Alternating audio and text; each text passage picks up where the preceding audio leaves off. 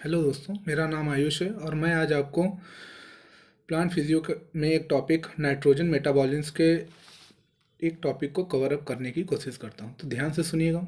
सबसे पहले अर्थ में जो नाइट्रोजन की परसेंटेज है वो 78% है। ठीक है। इसे आप दो रूप में प्राप्त कर सकते हैं। पहला है एक आर्टिफिशियल और एक है नेचुरल। जो आर्टिफिशियल है उसके लिए एक हैबर हॉच प्रोसेस होता है जिससे आप इंडस्ट्रीज़ में नाइट्रोजन बनाते हैं।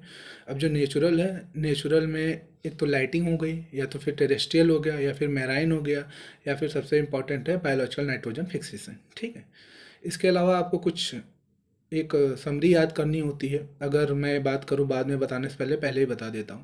आप एंजाइम के नाम, बैक्टीरिया के नाम जरूर याद रखिएगा। जैसे बैक्टीरिया का नाइट्रोमोनास, नाइट्रोबैक्टर, बैसिलस रेसमस, ठीक है, बैसिलस, पिसडोमोनास, ये पांच तो याद ही रखिएगा। फिर अभी आपको बता देता हूँ। देखिए, जब प्लांट्स में नाइट्रोजन फिक्सेशन होता है कैसे होता है। जैसे कोई प्लांट है, वो डेड हुआ, ठीक है, वो सॉइल में मिला, फिर वो नीचे जाके प्रोटीन से मिला, प्रोटीन चेंज हुई अमीनो एसिड में, वही अमीनो एसिड चेंज हुई अमोनियम आयन में। ठीक है। यही जो अमीनो एसिड है जो अमोनियम आयन में चेंज हो रही है, इसमें जो बैक्टीरिया लगता है वो है बैसिलस रेसमस और बैसिलस वुल्गेरिस, याद रखिएगा। फिर उसके बाद वही अमोनियम आयन जो है वो नाइट्राइड में चेंज हो रहा है। नाइट्राइड का मतलब कि NO2 पे माइनस। ठीक है। ये ध्यान रखिएगा, NO2 पे माइनस नाइट्राइड, NO3 पे माइनस नाइट्रेट। ठीक है। NO2 माइनस, उसके बाद फिर वो NO3 में चेंज होता है, ये जरूर याद रखिएगा। जब भी अमोनियम आयन नाइट्राइट में चेंज हो रहा है, उसके लिए जो बैक्टीरिया काम करता है वो नाइट्रोमोनास होता है। ठीक है। फिर उसके अलावा जो नाइट्राइट होता है नाइट्रेट में चेंज होता है, उसके लिए जो बैक्टीरिया होता है वो नाइट्रोबैक्टर होता है। ठीक है। और फिर डीनाइट्रिफिकेशन के लिए पिस्डोमोनास और थायोबैसिलस, बस इतना काफ़ी है। उसके अलावा फिर बात होती है नाइट्रेट एब्जॉर्प्शन की। ठीक है। देखिए, इन सब के लिए ट्रांसपोर्टर्स कुछ काम करते हैं। जैसे कि कुछ ट्रांसपोर्टर के आपको नाम याद करने पड़ेंगे, वो आपको ट्रांसपोर्टर में एक एक करके बताते जा रहा हूँ, सुनिए, सुनते जाइएगा। चलिए, सबसे पहले ट्रांसपोर्टर की बात करते हैं जो नाइट्रेट एब्जॉर्प्शन के लिए होता है। याद रखिएगा, NRT11, NRT12। ठीक है। ये सेम पोर्टर होता है और ये लो एफिनिटी रखता है नाइट्रोजन के लिए। ठीक है। पहली ट्रांसपोर्ट फैमिली ये है। दूसरी ट्रांसपोर्ट फैमिली में आता है 21, 22, 24, 25। ये भी सेम पोर्ट होता है और ये हाई एफिनिटी रखता है ट्रांसपोर्टर में। ठीक है। चलिए, उसके अलावा इसमें ClC क्लोराइड चैनल होते हैं। ClC क्लोराइड चैनल के अलावा फिर अब हम बात करते हैं अमोनियम अटैक कैसे करता है। ठीक है। अमोनियम को कैसे लिया जाता है, तो उसके लिए जो ट्रांसपोर्टर काम करते हैं याद रखिएगा, दो होते हैं, फर्स्ट सेकंड। एक होता है सेचुरेबल, एक होता है अनसेचुरेबल। जो सेचुरेबल होता है उसमें बहुत से एग्जाम्पल हैं, जो पेपर में अधिकतर आता है सिर्फ एक ही आता है। उस ट्रांसपोर्टर का मैं आपको नाम बता देता हूँ, 1.3। ठीक है। 1.3 का मतलब राइजोडर्मिस, बस इतना याद रखिएगा।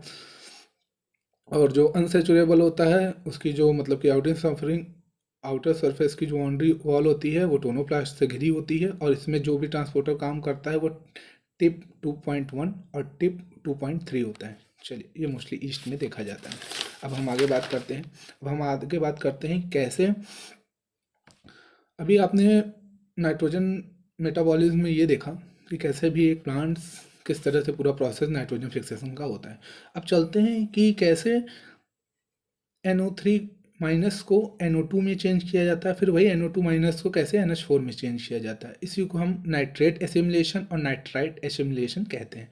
जो NO3 माइनस को फिर NO2 माइनस में चेंज कर दे उसे नाइट्रेट एसिमिलेशन, और जो NO2 माइनस को NH4 प्लस फिर चेंज कर दे उसे नाइट्राइट एसिमिलेशन कहते हैं। चलिए, सबसे पहले हम नाइट्रेट एसिमिलेशन की बात करते हैं। ये ध्यान रखिएगा, ये प्रोसेस साइटोसोल में होती है। ठीक है। इसके लिए जो एंजाइम रिस्पॉन्सिबल होता है नाइट्रेज रिडक्टेज होता है। और इसमें ये याद रखिएगा, दो सब आइडेंटियल सब यूनिट्स होती हैं। आइडेंटियल सब यूनिट्स को आप होमोडाइमर भी बोल सकते हैं। ठीक है। इसमें प्रोस्थेटिक ग्रुप होता है, इसमें हिम होता है, इसमें एक एलिमेंट होता है मॉलिबेडनम। ठीक है। और उसके अलावा तो कुछ नहीं है। उसके अलावा बात करते हैं सीधे हम नाइट्राइट एसिमिलेशन की। अभी आपको मैंने पहले बताया था कि नाइट्राइट एसिमिलेशन का मतलब जब NO3 NO2 में चेंज हो जाए। तो इसके लिए जो फैक्टर काम करता है वो पहले तो ये बता देता हूँ कि ये प्रोसेस क्लोरोप्लास्ट में होती है। ठीक है। उसके अलावा ये फोटोसिंथेसिस कपलिंग मॉडल भी इसे कहा जाता है। इसमें जो नॉन ग्रीन सेल्स होती हैं यूकैरियोटिक सेल्स में NADPH रिलीज कराती हैं, और जो ग्रीन सेल्स होती हैं वो रिड्यूस फेरोडॉक्सिन कराती हैं। बस इतना याद रखिएगा। उसके अलावा बात आगे चलती है। एक होता है अल्टरनेटिव पाथवे। अल्टरनेटिव पाथवे में कुछ नहीं याद रखिए, सिर्फ एक एंजाइम ग्लूटाथाइमस सिंथेरेज याद रखिएगा, ठीक है।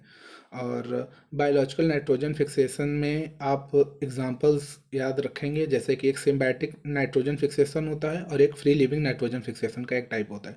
तो सबसे पहले सिम्बायोटिक नाइट्रोजन फिक्सेशन में हम पढ़ लेते हैं लेग्यूमिनस। लेग्यूमिनस में एग्जांपल याद रखिएगा, जो नाइट्रोजन फिक्सेशन सिम्बायोटेंट हैं उनके राइजोबियम है, मीजोराइजोबियम है, ठीक है। एक एजोला भी होता है जिसे हम वाटर फन कहते हैं, जिसका नाइट्रोजन फिक्सेसिंग सिम्बायोटेंट्स है एनाबीना। यह बहुत ज़रूरी है, ये याद रखिएगा कि एजोला का जो वाटर फन है उसका जो एग्जांपल है वो एनाबीना है, ठीक है। ऐसे शुगर कैन का भी एसिटोबैक्टर होता है। चलिए अब free living nitrogen fixation type में हम एग्जांपल देख लेते हैं, जैसे कि साइनोबैक्टीरिया में जो नाइट्रोजन फिक्सेसिंग जेनरा है वो है नॉन स्टार्क एनाबीना, ठीक है।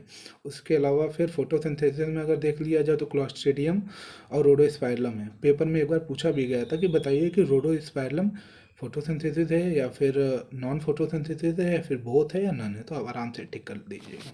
चलिए फिर अब आगे बात करते हैं कि एक होता है नाइट्रोजीनियस एंजाइम। नाइट्रोजीनियस एंजाइम में तीन टाइप्स के होते हैं, एक मॉलिबेडनम नाइट्रोजीनियस और एक आयरन नाइट्रोजीनियस, एक वेनेडियम नाइट्रोजीनियस। तो जो नाइट्रोजीनियस एंजाइम होता है ये मल्टी सब यूनिट एंजाइम होता है, ठीक है। और ये पूरी तरह से इनकोडेड होता है निफ जीन से।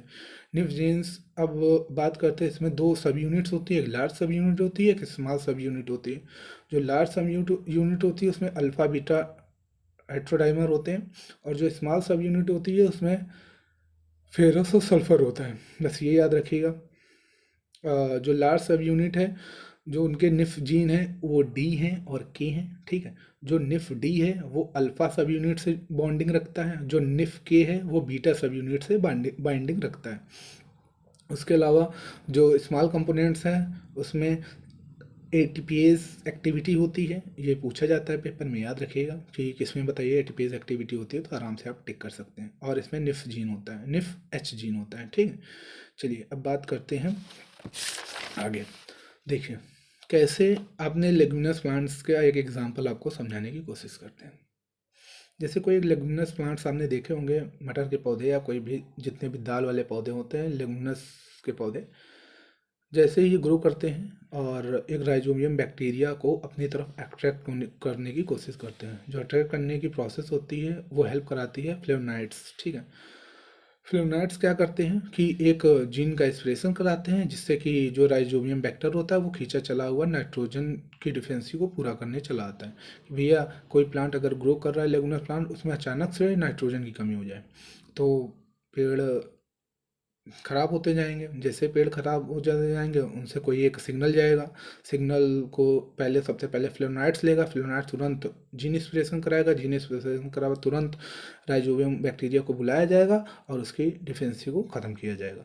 अब देखिए जो लेगुमिनस प्लांट होता है, ये बहुत ध्यान देने वाली बात है, यहाँ पे लोग बहुत गलतियाँ करते हैं कि नॉट फैक्टर, नॉट जीन जो होती हैं, एक कैपिटल नॉट जीन होती है, एक स्मॉल नॉट जीन होती है। एक जो कैपिटल NOD से लिखा जाए, जब N जो कैपिटल हो और OD नोट जीन जो हो वो लेगुमिनस प्लांट में होगा, लेकिन राइजोबियम में स्मॉल n होता है और OD होता है, ठीक है।